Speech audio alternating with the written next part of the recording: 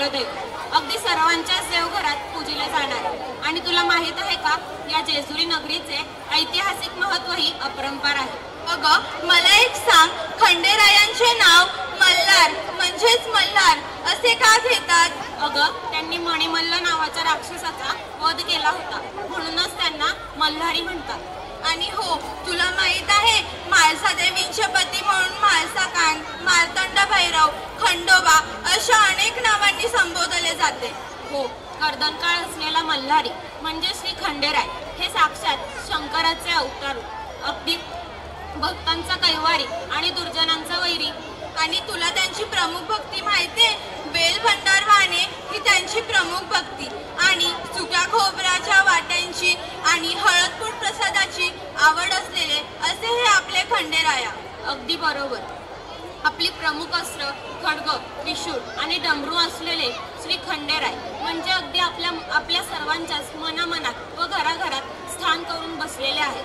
त्यांचा गोडवा कितीही गायला तरी कमीच.